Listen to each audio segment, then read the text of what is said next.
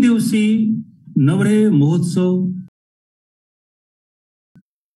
2022 का समापन समारोह संजीवनी शारदा केंद्र के फेसबुक पटल पर देश विदेश से जुड़े सभी बंधुओं, भगिनियों और हितैषियों का हार्दिक स्वागत और अभिनंदन। गत वर्ष की भांति इस वर्ष भी संजीवनी शारदा केंद्र ने नवरेह महोत्सव का आयोजन किया है। इस आयोजन के अंतर्गत 3 दिन हमारे कार्यक्रम रहे, जिसका आज समापन समारोह है। अप्रैल की पहली तिथि श्री भट्ट स्मृति दिवस को समर्पित इस दिन कश्मीर से संबंधित महापुरुषों का स्मरण किया गया, जिनमें उल्लेखनीय हैं सम्राट ललितादित्य, कोटा रानी, गुरु तेग बहादुर जी, पंडित कृपाराम दत्त, पंडित बीरबल धर और ऐसे ही अनेक हमारे स्मरणीय पूजनीय महापुरुष। 2 अप्रैल 2022 चैत्र मास शुक्ल पक्ष की प्रतिपदा, जिस दिन भारतीय संस्कृति का नव वर्ष प्रारंभ होता है और कश्मीर में यह नव वर्ष नवरेह के रूप में मनाया जाता है। सदियों से मनाया जाता है, युगों से मनाया जा रहा है। गत वर्ष से संजीवनी शारदा केंद्र ने इस नव वर्ष में जो प्रभात की वेला में ब्रह्म मुहूर्त में जो एक सजी पारंपरिक थाली धन धान्य प्राकृतिक फुलवारियों से संपन्न लेखनी का दर्शन करते हैं, उसके साथ साथ एक संकल्प का विधान भी किया गया है। यह संकल्प 2 अप्रैल को सभी कश्मीर के बंधुओं ने, वे जहां भी रह रहे हैं, निर्वासन का दंश गत 32 वर्षों से झेल रहे हैं, तो देश में विदेश में जहां भी वे हैं, उन्होंने इस दिन सुप्रभात में उस पारंपरिक थाली का दर्शन करते हुए नवरेह का संकल्प लिया। जिसमें विशेष बात यह है कि हम महर्षि कश्यप, मां शारदा और पूर्वजों का स्मरण करते हुए ये शपथ लेते हैं कि हम कश्मीर की शांति, सांस्कृतिक पुनर्स्थापना के लिए समर्पित रहेंगे। कश्मीर की गौरवशाली परंपरा को अक्षुण्ण बनाए रखने के लिए तन मन धन से योगदान देंगे। और इसमें जो एक और विशेष बात है कि हम इसके लिए संघर्षरत रहेंगे कि अगला नवरेह हम कश्मीर में अपने परिजनों, मित्रों और सगे संबंधियों के साथ मना सकें। ऐसे ऑफलाइन और ऑनलाइन कार्यक्रम भी रहे इस दिन। आज का दिन शौर्य दिवस। यह शौर्य दिवस सम्राट ललितादित्य, 8वीं शताब्दी के कश्मीर के सम्राट, उनके दिग्विजयी अभियानों को समर्पित है। और हम सब ये जानते हैं कि 8वीं शताब्दी से ही कश्मीर में महाराजा ललितादित्य के पराक्रम, उनके विजय अभियानों के संबंध में विजय दिवस मनाने की परंपरा रही है। और संजीवनी शारदा केंद्र ने उस सूत्र को आगे बढ़ाते हुए इस दिन को शौर्य दिवस के रूप में मनाने का संकल्प गत वर्ष से लिया है। आज इस समापन समारोह में एक विशेष बात है। मैं आप सबका परिचय कराना चाहूंगा, जो आज हमारे समापन समारोह में जिनका हमें मार्गदर्शन प्राप्त होगा, जो हम सबके सुपरिचित हैं, जिनकी गरिमामयी उपस्थिति रहेगी और जिसके लिए हम सभी उत्साहित हैं उनको सुनने के लिए राष्ट्रीय स्वयंसेवक संघ के परम पूजनीय सरसंघ चालक डॉक्टर मोहन भागवत जी का आज हम सबको उद्बोधन सुनने को मिलेगा। वे हमें मार्गदर्शन करेंगे, वे हमारा मनोबल बढ़ाएंगे और ऐसा गत 32 वर्षों में पहली बार हो रहा है कि हमारे परम पूजनीय सरसंघ चालक जी कश्मीर के समस्त हिंदू समुदाय, हमारे हितैषी सभी को उनका मार्गदर्शन प्राप्त होगा। हम उनका आभार भी व्यक्त करते हैं कि उन्होंने हमारे निवेदन को स्वीकृति दी और अभी थोड़ी ही देर में हमें उनका सानिध्य प्राप्त होगा। हम संजीवनी शारदा केंद्र की ओर से समस्त अपने बंधुओं की ओर से उनका धन्यवाद करते हैं और आदर और सत्कार के साथ, सम्मान के साथ उन्हें आमंत्रित करते हैं। वे वर्चुअल मोड के माध्यम से हमसे जुड़ेंगे, वे उद्बोधन देकर के हमें कृतार्थ करेंगे और हमें आशा है कि एक नए सूरज का उदय होगा और परम पूजनीय सरसंघ चालक जी के उद्बोधन से पूर्व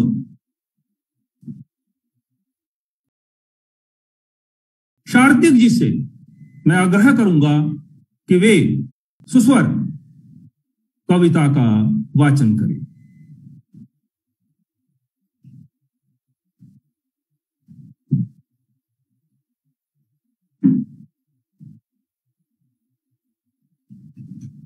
मुट्ठी भर बीज सा बिखरा हूँ, मुट्ठी भर बीज सा बिखरा हूँ और तेज हवाओं निखरा हूँ और तेज हवाओं निखरा हूँ। जलधारा मन की सींच गई, जलधारा मन की सींच गई। अब खेत खेत लहराता हूँ और गीत विजय के गाता हूँ और गीत विजय के गाता हूँ। घर की प्रतिछाया साथ लिए, कुछ यादें दोनों हाथ लिए।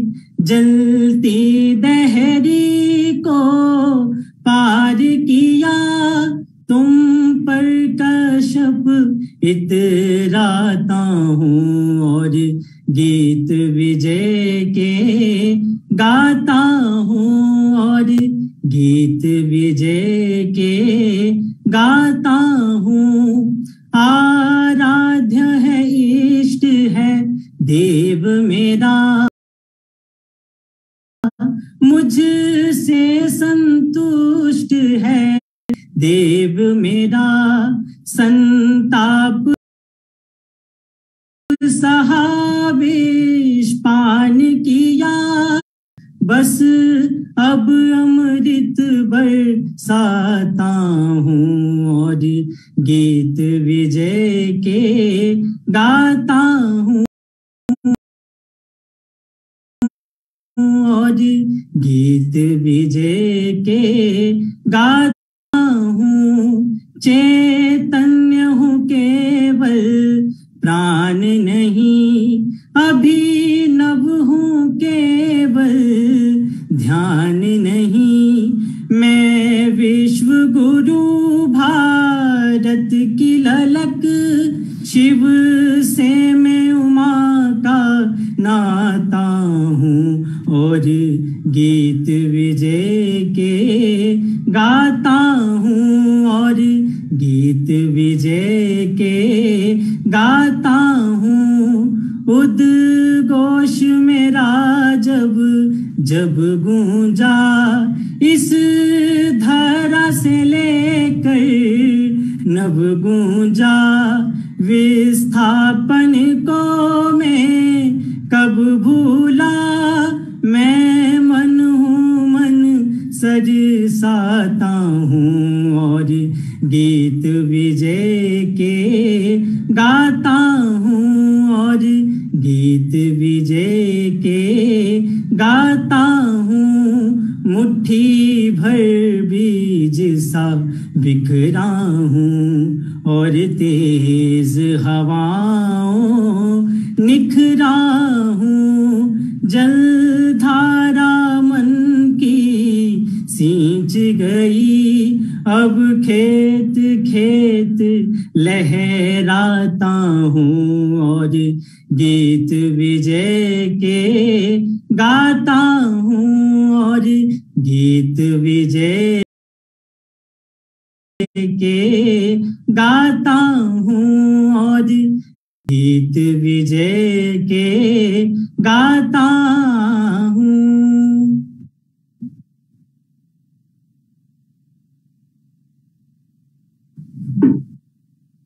नमस्कार।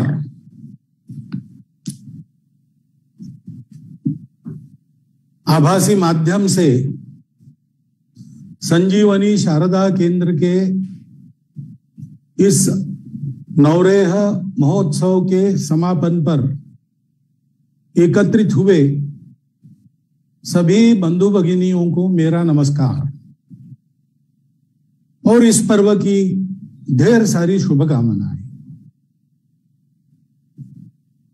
आपके मध्य किसी उत्सव में मैं पहली बार नहीं आया हूं। 2011 में हेरत उत्सव के निमित्त दिल्ली के कार्यक्रम में मैं प्रत्यक्ष उपस्थित हुआ था। हमारा यह आज का नवरेह समारोह ये एक नए पर्व का प्रारंभ होता है, नए वर्ष का प्रारंभ होता है और संकल्प का भी दिवस होता है। लेकिन साथ साथ जैसे आपने किया है 3 दिन के इस कार्यक्रम में हम अपने पूर्वजों का, महापुरुषों का, उनके व्यक्तित्व, कर्तृत्व का स्मरण करते हैं, उससे प्रेरणा लेते हैं, उससे कुछ बोध प्राप्त करके आगे बढ़ने का संकल्प करते हैं। और इसीलिए शौर्य दिवस ऐसा जो आज नाम दिया है वो एकदम उचित नाम इस महोत्सव के आखिरी दिन को आपने दिया है, क्योंकि बोध प्राप्त किया, संकल्प किया, उस संकल्प की पूर्ति के लिए कुछ शौर्य, पराक्रम, उद्यम हमको करना पड़ता है। हमारे पास उद्यम है, साहस है, धैर्य है, बुद्धि, शक्ति और पराक्रम को समन्वित करके हम यह शौर्य दिखाते हैं, तब दैव भी अपना सहायकृत होता है। परिस्थितियां तो सब प्रकार की जीवन में आती है, परिस्थितियां आती है तो जाती भी है। परिस्थितियों में हमारी कसौटी होती है और उस कसौटी को पार करके हमारी क्षमता में और वृद्धि होती है। और इसलिए उस परिस्थिति में अपने उद्यम, अपने पराक्रम, अपने धैर्य, साहस का महत्व रहता है। उसी के आधार पर उस परिस्थिति को हम पार भी करते हैं। हम आज एक ऐसी ही परिस्थिति में हैं। हम अपने ही देश में अपने घर से विस्थापित होने का दंश झेल रहे हैं और ये परिस्थिति आज की नहीं है, ये गत 3-4 दशकों से लगातार चल रही परिस्थिति है। परंतु इसमें आखिर क्या उपाय है?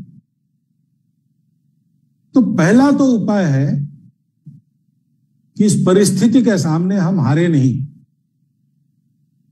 हमने इस परिस्थिति को पार करके विजय पाने का संकल्प किया। यह संकल्प महत्व की बात है। जैसे आपने कल संकल्प लिया, अगले वर्ष अपने घर में, अपने प्रदेश में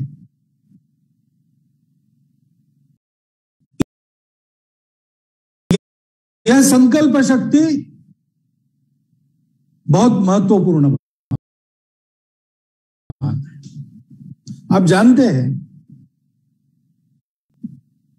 कि अपने भूमि से सारी दुनिया भर में इस्राएल के लोग भी परिस्थिति के चलते बिखर गए थे। परंतु उनका भी एक त्योहार होता है, पास ओवर। उस दिन वो संकल्प करते थे अगले वर्ष जेरूसलेम में। इस संकल्प को उन्होंने 1800 वर्ष जागृत रखा। पहले 1700 वर्ष तो केवल संकल्प रहा। उस संकल्प के आधार पर आगे कुछ होने की बातें ही नहीं थी। कुछ होगा ऐसा लगता भी नहीं। लेकिन 100 साल से उद्यम ने फिर से उसी भूमि में एक स्वतंत्र इस्राएल को स्थापित किया और अगले 30 वर्षों में सब बाधाओं का शाश्वत इलाज करके वह इस्राएल आज दुनिया के अग्रणी राष्ट्र में एक बना है। हम तो विस्थापित होके दुनिया भर में बिखरे तो है, परंतु हमारे पास अपनी एक भूमि और है। हमारा कश्मीर जिस भारतवर्ष का अंग है, वो भारतवर्ष अपने पास है। और केवल अपने पास है ऐसा नहीं, पूरा भारतवर्ष हम लोगों के साथ है। उस साथ के चलते परिस्थितियां बदल भी रही। सारा भारतवर्ष हमारे साथ है। उसका साक्ष्य फिर से अभी भी मिला है। एक चित्रपट आया, विस्थापन की विभीषिका का सत्य चित्र संपूर्ण दुनिया के सामने लाने वाला कश्मीर फाइल्स नाम का एक चित्रपट आया। उसकी चर्चा चल रही है। अब उसका विश्लेषण करके बहुत सारी बारीकियां खंगाल के, कुछ लोग उसके पक्ष में, कुछ लोग उसके विपक्ष में, कुछ लोग आधा मानकर आधे को थोड़ा बदलो ऐसा कहने वाले, ऐसे अनेक प्रकार दिखते हैं। परंतु भारतवर्ष का सामान्य जनमानस ये कह रहा है कि इस विदारक सत्य को फिर से सारी दुनिया के सामने लाके इस फिल्म ने न केवल कश्मीर के विस्थापित लोगों की व्यथा हमारे सामने रखी, उसने हमको झंझोड़कर जागवाया। हमको कितना सजग रहना चाहिए इसका भान हमको आ गया। और इस अन्याय का परिमार्जन करना यह हम सबका कर्तव्य रहेगा। इस प्रकार की भावनाएं आज सारे भारत में है। जब ऐसा है तब अगले वर्ष अपने घर में हम रहेंगे, अपनी भूमि पर रहेंगे। जहां हमारा घर बार था वहां हमारा घर बार फिर से होगा। यह जो अपना संकल्प है उसकी पूर्ति के लिए अब बहुत दिन बाकी नहीं है। वो संकल्प निश्चित पूर्ण होने वाला है और शीघ्र पूर्ण होने वाला है। परंतु वो अपने आप नहीं होता है। पूर्ण होते तक सतत परिश्रम करना पड़ता है। एक सुभाषित है, रत्नैर महारहैर न स्तुतुषुर न देवा, न भेजिरे भीम विषेम भीतिम, सुधाम विना न प्रययुर्विरामः न निश्चितार्थात् विरमन्ति धीरा। समुद्र मंथन का वर्णन है, कितने रत्न प्राप्त हुए, लेकिन उन रत्नों के कारण लुभा कर देवों ने अपना प्रयास बंद नहीं किया। उनको चाहिए था अमृत, उसके बिना समाधान नहीं। बहुत कुछ मिला, दुनिया के अलौकिक रत्न मिले, लेकिन उससे वो संतुष्ट नहीं हुए। सारी दुनिया को जलाकर भस्म कर दे इस प्रकार का भयंकर हलाहल विष, वो भी उसमें से निकला, लेकिन भय के मारे देवों ने अपना उद्यम बंद नहीं किया। देवों में ही एक साक्षात शिव जी ने उस हलाहल का प्राशन करके सारे विश्व का उसके दाह से बचाव किया और उसको अपने कंठ में धारण किया।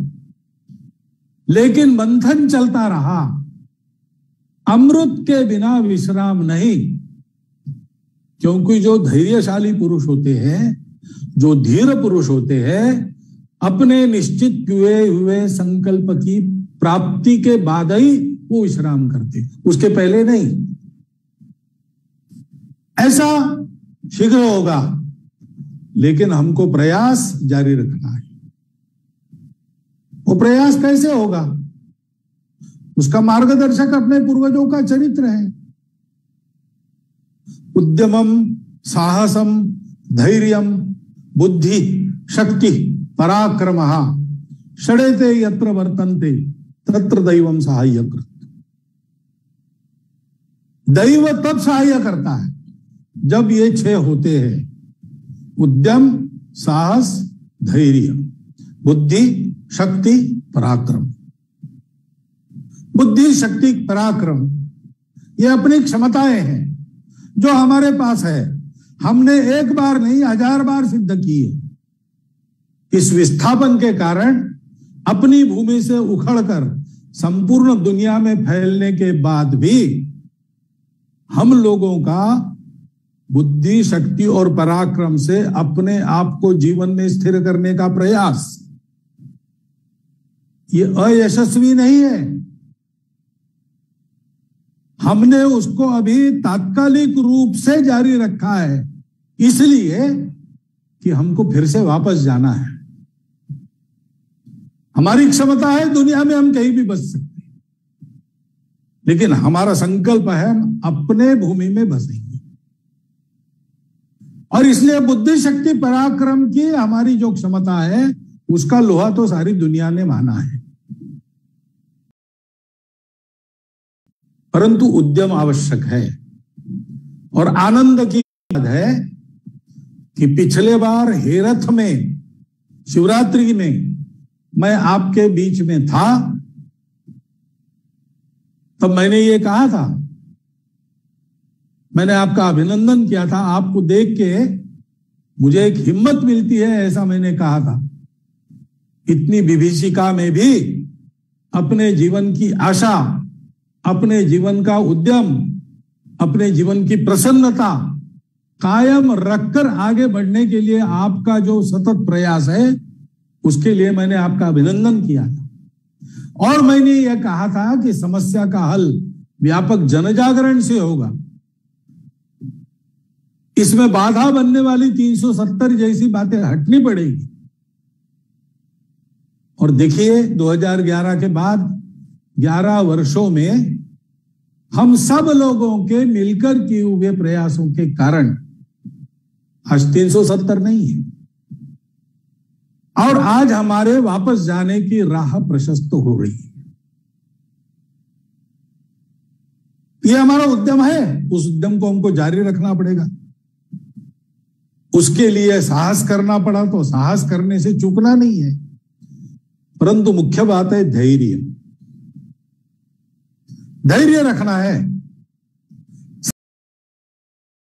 सब परिस्थितियां समान नहीं होती, और सब परिस्थितियों में हमारा बल भी समान नहीं होता। शरीर का बल है, शरीर की प्रतिकार शक्ति है उसमें भी कम ज्यादा होते रहता है। और इसलिए जिस परिस्थिति में हम हैं उस परिस्थिति में हम किस प्रकार से अपने बल का प्रयोग करें, वो बल किस स्थिति में है ये देख के करना पड़ता है।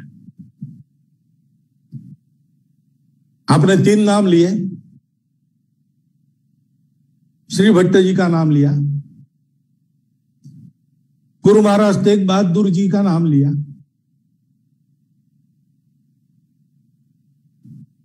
श्री भट्ट जी शूर पराक्रमी सब रहे ही होंगे,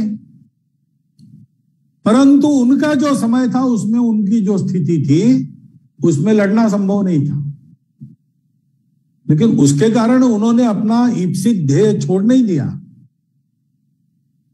उन्होंने वैद्य के ज्ञान में अपनी जो कुशलता थी इसका प्रयोग करके जिस शक्ति को हम परास्त नहीं करते उस शक्ति को प्रसन्न कर लिया और उसकी प्रसन्नता के आधार पर विस्थापित हुए अपने सभी बंधुओं को सम्मान पूर्वक फिर से बसने का रास्ता खुला कर दिया। तो यह नहीं था कि श्री भट्ट जी लड़ना नहीं जानते थे, लड़ना भी जानते थे, परंतु वो समय वैसा नहीं था और वैसा समय नहीं था इसलिए वो हारे नहीं। धैर्य पूर्वक जैसा समय था वैसा उपाय उन्होंने किया। अपनी कला कुशलता का उपयोग उन्होंने अपने स्वार्थ के लिए नहीं किया, उन्होंने उसके बदले में अपने बंधुओं के हित को मांगा, अपने देश के हित को मांगा। हम संघ में पहले एक कथा सुनते थे, इतिहास की घटना है, बात के इतिहास की घटना है। शाहजहां की लड़की बीमार थी, उपचार नहीं हो रहा था, तो वहां एक ब्रिटिश डॉक्टर था। उस ब्रिटिश डॉक्टर से दवाई लेने पर वो ठीक हो गई। तो शाहजहां ने उस डॉक्टर को कहा कि क्या चाहिए, मांगो मैं दूंगा। लेकिन उस डॉक्टर ने अपने लिए कुछ नहीं मांगा, मांगता तो मालामाल हो जाता, डॉक्टरी बंद करके आराम से रह सकता था 3 पीढ़ी तक, इतना उसको मिलता। परंतु उसने अपने लिए नहीं मांगा, उसने बादशाह को मांगा कि अंग्रेज व्यापारी जब इस देश में आते हैं, हमारे देश से ब्रिटिश, तो उनके लिए आप ज़कात को माफ कर दो, टैक्स को माफ कर दो। तो अंग्रेजों के व्यापार को यहां पर अधिक सरसाने के लिए, अपने देश के अर्थतंत्र को बढ़ाने के लिए जो चाहिए था वो उसने मांग लिया। हमको अपने बच्चों को ये कथा बताने की आवश्यकता नहीं, क्योंकि हमारे इतिहास में श्री भट्ट जी की कथा है। उन्होंने अपने वैद्यकीय कुशलता का उपयोग करके अपने भूमि से उखड़े हुए अपने बंधुओं को फिर से वहां स्थापित करने का काम किया। और राजा ललितादित्य के समय, राजा ललितादित्य का इतिहास बहुत कम लोग जानते हैं। आप भी पूरा जानते हैं कि नहीं मुझे पता नहीं, मैं विश्वास रखता हूं, आशा करता हूं आप जानते होंगे। लेकिन जिन महापुरुषों के इतिहास से स्फूर्ति लेकर अपने देश के लिए पराक्रम करने वाले, प्राणों तक की बलि चढ़ाने वाले वीर योद्धा तैयार होते हैं, उन महापुरुषों की श्रृंखला की अग्र पंक्ति में राजा ललितादित्य का नाम है। उनके समय में अपने देश पर अरबों के आक्रमण का खतरा आया था। उनके सामने सिंध परास्त हो गया था, राजा दाहर की मृत्यु हो गई थी। राजा दाहर का पुत्र प्राण भय से विधर्म को स्वीकार करते हुए फिर से अपने राज्य को प्राप्त हुआ था, लेकिन अरबी शासकों की प्रताड़ना झेल रहा था। और अपने सिंध विजय के कारण उत्साहित हुए वो अरब अब पंजाब को राजा ललितादित्य का जो साम्राज्य था कश्मीर का, उसको यानी ललितादित्य मुक्तापीड़ के पिताजी और चाचाजी ने स्थापन किया जितना था उसको, और काबुल जाबुल की अपनी शाहियों को डरा रहे थे, उनके सीमाओं पर दस्तक दे रहे थे और यह निश्चित था कि वो आक्रमण करेंगे। गुजरात की तरफ, राजस्थान की तरफ, पंजाब की तरफ, हिमाचल, कश्मीर और आज जिसको अफगानिस्तान कहते हैं उस तरफ अपने हाथ पैर पसारने का उनका इरादा बिल्कुल साफ था और वारदातें उन्होंने शुरू कर दी थी। उस समय जो तिब्बत के शासक थे दूसरी तरफ, उनके मन में भी अपने साम्राज्य विस्तार की आकांक्षा थी और पूरब में चीन को और पश्चिम में हिमाचल से लगे अपने सीमावर्ती सभी राज्यों को वो धमका रहे थे। मगध तक जीतने की उनकी इच्छा थी। ऐसी स्थिति में राजा ललितादित्य मुक्तापीड़ उन्होंने क्या किया? उन्होंने भारत के राजाओं का संघ तैयार किया। कोई औपचारिक सभा करके ये नहीं हुआ, लेकिन दूत भेजे, वार्ता ही हुई और अपने राष्ट्रीय हित को उन्होंने जगाया।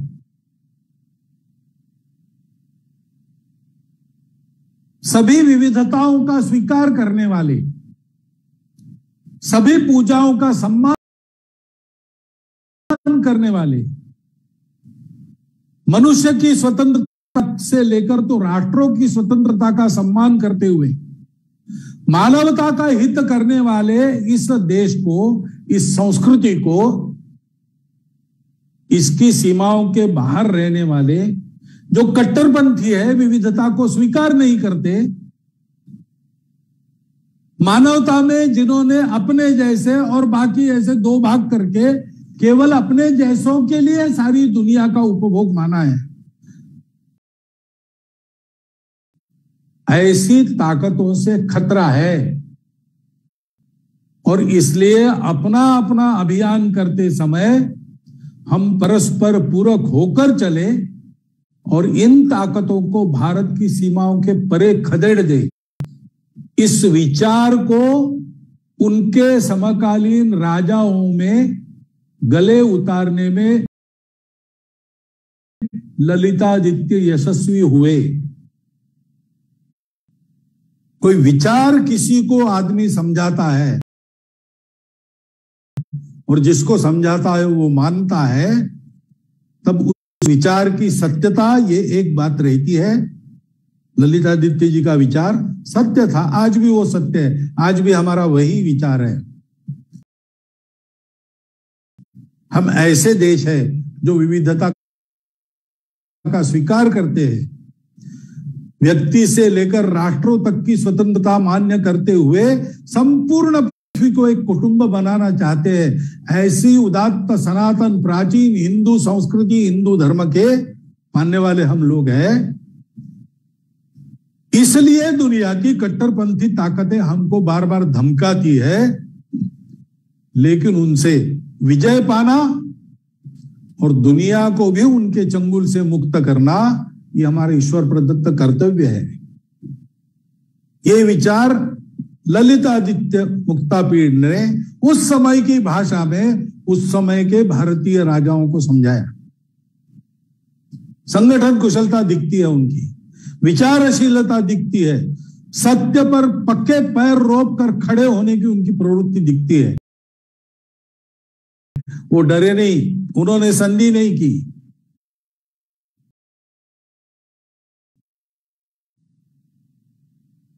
मुसलमान बन जाओ, हमारा मांडलिक स्वीकार करो तो बचोगे, ऐसा खुला नहीं होता सब राजाओं को था। उन्होंने ऐसा नहीं किया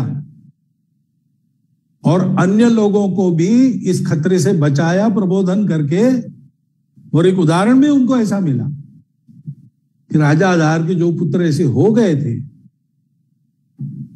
उनको उनके मुसलमान बनने के बाद भी, और वो अरब सत्ता सताने लगी, उनके पीछे पड़ी, उनका अपमान करने लगी। ललितादित्य ने सभी में स्वाभिमान जगाया, स्व का बोध जगाया, और इन सब लोगों के जो दिग्विजय के अभियान हुए, उसका प्रमुख बल राजा ललितादित्य और उनकी सेना बनी। और इन सब लोगों के अपने अपने अभियान पूरक बनाकर उसके आघात से इन शत्रुओं को सीमा पार भगाने का काम उन्होंने किया। राजा ललितादित्य का भारत के इतिहास में यह योगदान बहुत महत्वपूर्ण है। संपूर्ण आशिया के इतिहास को उसके कारण एक मोड़ मिला है, और यह इतिहास, हमारे पराक्रम का इतिहास, हमारे लिए अत्यंत प्रेरणादायक इतिहास है। पूरा सिंध स्वतंत्र हो गया उसके कारण, कट्टरपंथियों के आक्रमण से मुक्त हो गया। फिर एक बार काबुल जाबुल के पार वो खदेड़े गए, और बाद में अरब लोगों को जल्दी साहस नहीं हुआ आक्रमण करने का। इतना दारुण पराभव उनका राजा ललितादित्य की सेना ने किया।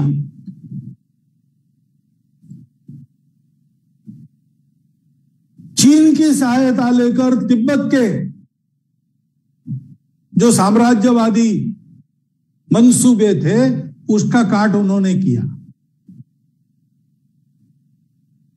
और यह आक्रमण का पूरा बंदोबस्त हो, वैसे उनको करने की आवश्यकता नहीं थी, क्योंकि इस दिग्विजय को करके जो पांचों मार्ग थे जिससे व्यापार चलता था हमारा बाहरी देशों से चीन तक और पश्चिम में उधर ग्रीस तक, उन सब मार्गों को उन्होंने मुक्त कर दिया था। लेकिन आज हमने मुक्त कर लिया, लेकिन भावी काल में फिर से यह आकांक्षाएं आक्रामकों की जागृत हो सकती है, इसलिए उनका पूरा विमोड़ किया जाए। इसलिए उत्तरापथ पर चल पड़े, पामीर के पठार तक गए। ललितादित्य का देहावसान अपने देश से बाहर विजय के समय में विजय प्राप्त करते हुए रणभूमि में हुआ।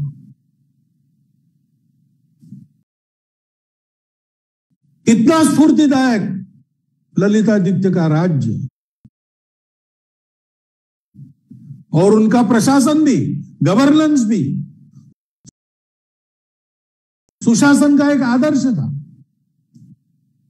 प्रचंड साम्राज्य, उस समय जिसको मध्य क्षेत्र कहते थे भारत का, कन्नौज के राजा यशोवर्मन, उसका साम्राज्य,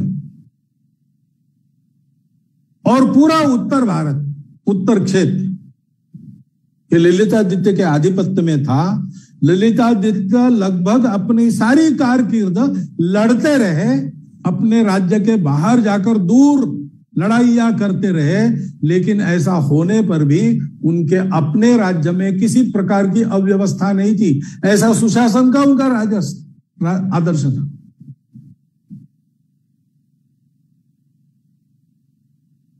शिवाजी महाराज, राणा प्रताप, इनके भी ऐसे ही सुशासन के, पराक्रम के, विजय के और राष्ट्रीय दृष्टि के आदर्श है, अखिल भारतीय दृष्टि के आदर्श है। ललितादित्य उस परंपरा के इन दोनों के पूर्वज थे। उनके चरित्र से हमको सोचना कैसे, करना कैसे, रहना कैसे, सारी स्फूर्ति मिलती है, आदर्श मिलता है। वो हमारे पूर्वज थे।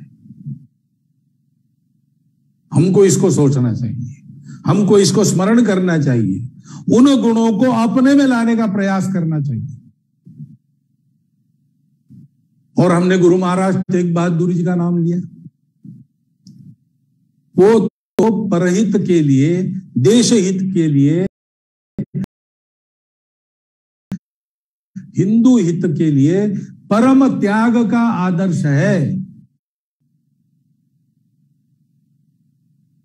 दया करुणा केवल नहीं थी, वो तो थी ही। असीम कृपा गुरु महाराज की, हिंद की चादर थी। परंतु उसके पीछे एक विचार भी था, यही विचार, कट्टरपन नहीं, सबके प्रति अपनापन, यही धर्म है।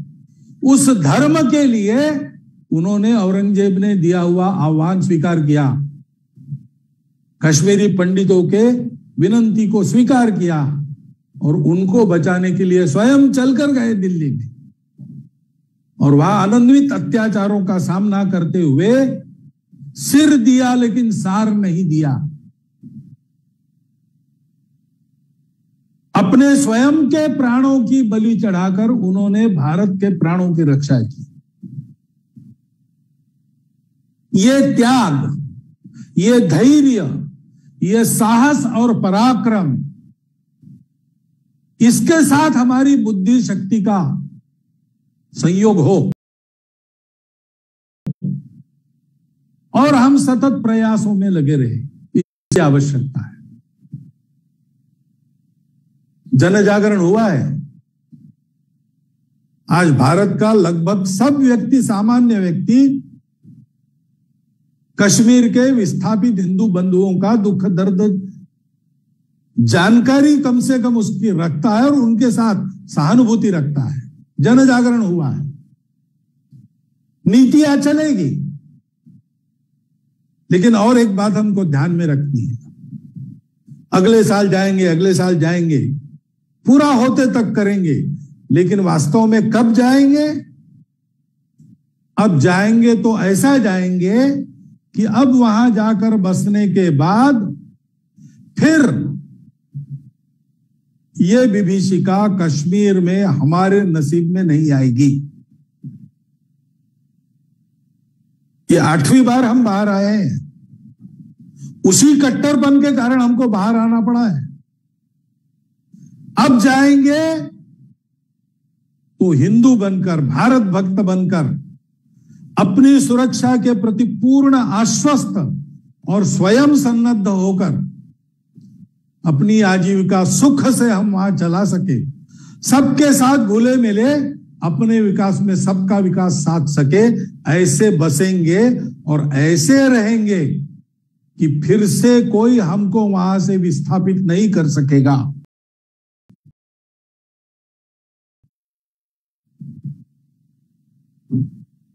फिर से अगर कोई इस प्रकार की दुराशा मन में लेकर आए तो उसका अत्यंत कटु प्रतिफल उसको चखना पड़ेगा, उसके पाप को उसको भुगतना पड़ेगा। इस प्रकार वहां की व्यवस्था हो, वहां है, जिनके साथ हम पहले भी बसते थे, ऐसे लोग वहां पर अभी भी हैं, जिनके मन में हमारे प्रति द्वेष रहता था, वो शायद कम हो गए, पता नहीं, लेकिन उस द्वेष का पूर्ण उच्चाटन होना चाहिए। हमारे रहते हुए भी हमारे इन भाइयों को इतने वर्ष यह अपने ही देश में विस्थापित होके विभीषिका झेलनी पड़ी, इसका एक संकोच भी हट जाना चाहिए। हाँ भाई, वो बहुत गलत हो गया, इसका समर्थन नहीं हो सकता, आइए बैठिए, हम घुल मिल कर रहेंगे, इसका परिमार्जन करेंगे, ऐसी मनस्थिति बनानी पड़ेगी। अगर किसी के मन में बद्दी आए तो फिर से वो हाथ उठा ना सके, ऐसी व्यवस्था बनानी पड़ेगी।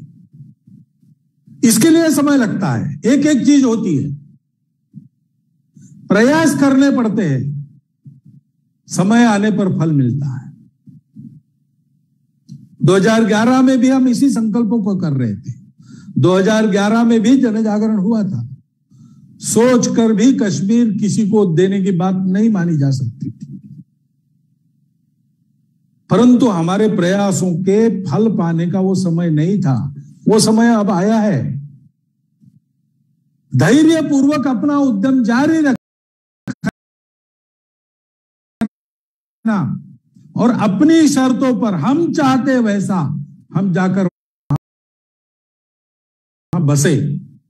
इसके लिए जो जो प्रयास करना है उस प्रयासों को करना। इस प्रयास में सारा देश आपके साथ है, केवल आपको वहां बसना नहीं है। फिर से ऐसी उजड़ने की बारी ना आए, इसलिए संपूर्ण भारत का अभिन्न अंग बनकर संपूर्ण भारत के मजबूत और जागरूक सुरक्षा की छाया में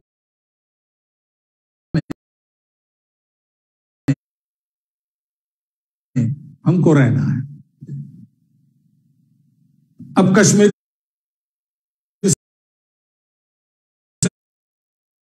से लोग उजड़ेंगे और भारत के लोगों को पता ही नहीं होगा, बाकी भारत के लोगों को। ऐसा फिर से नहीं होगा। इतनी जागृति भी लानी पड़ेगी, सतत जागृति लानी पड़ेगी। ये सारे काम चल रहे हैं, आगे बढ़ रहे हैं। हमारे संकल्प के पूर्ति का समय निकट है। हड़बड़ी ना करते हुए हमको धीरे धीरे अपना के लक्ष्य की ओर मिलजुल कर आगे बढ़ना है। अंतिम क्षण पर हड़बड़ी करने से काम नहीं बनता। कश्यप ऋषि की 2 पत्नी थी।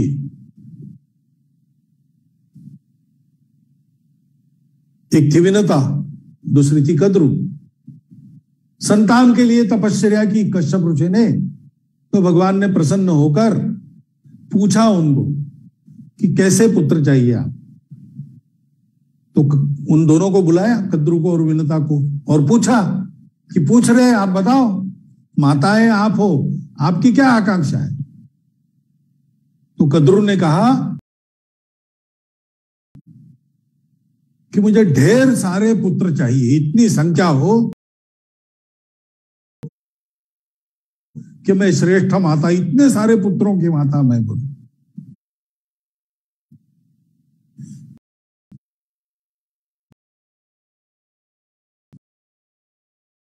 विनता ने कहा कि मुझे चाहिए एक भी चलेगा, लेकिन गुणवान चाहिए। विनता को संख्या की आकांक्षा थी, तो उसको 1000 पुत्र, यानी भगवान ने ऐसा कहते हैं कि 1000 अंडे दिए, इसको सेतो, इसमें से तुम्हारे पुत्र निकले। 1000 पुत्र उसके निकले, लेकिन वो गुणवान थे, गुणहीन थे, रेंग कर चलते थे, मिट्टी